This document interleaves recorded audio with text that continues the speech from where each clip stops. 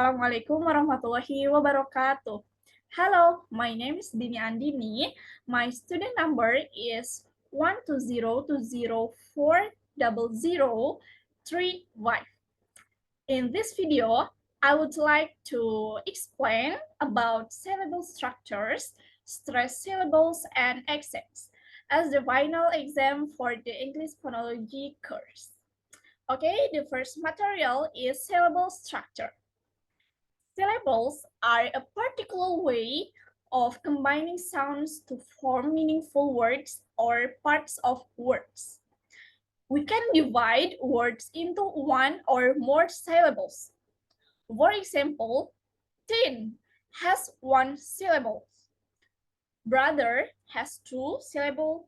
Important has three, and computer has four syllables each. A syllable can have as many as three parts: onset, midclose, and coda. The onset and the coda are consonants or consonant clusters that appear at the beginning and the end of the syllable respectively. The nucleus forms the core of the syllables. It is most often a vowel or a combination of vowels, but there are exceptions to that. For example, English word cat.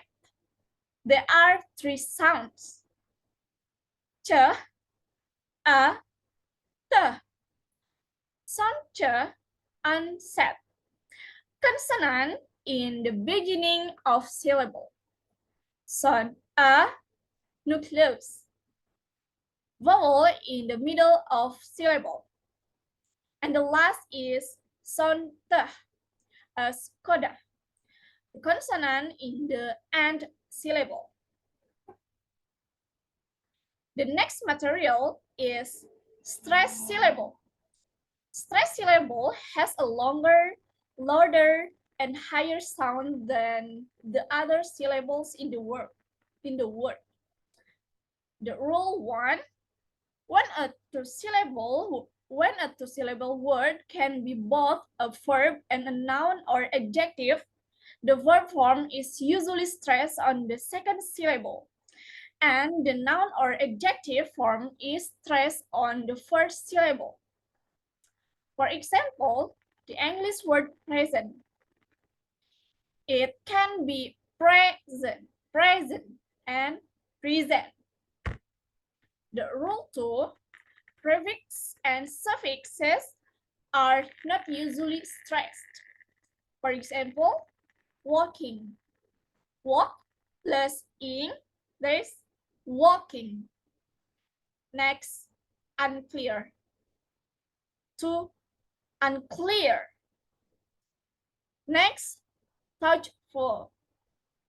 To be thoughtful. Next, helpless. To be helpless. And the last is impossible. To be impossible. And the next rule 3, words with some suffixes are usually stressed on the syllable just before the suffix. The suffixes include shen, cyan,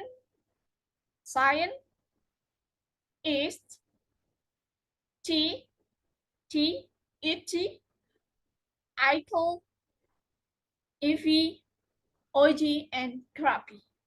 For the example is art, examination, technician, discussion, electric. And the next example is electricity, geological, geography. And the last material is an accent. Accent is a way of speaking typical of a particular group of people, and especially of the natives or residents of a region. I will discuss two common accents, namely British accent and American accents. The most significant differences between British and American English are in their pronunciation, their vocabularies, and their spelling. There are grammatical differences too. British English and American sound noticeably different. The most obvious difference is the way the letter r, r is pronounced. In British English, when r comes after a vowel in the same syllable, as in a car, heart, or market, the r is not pronounced.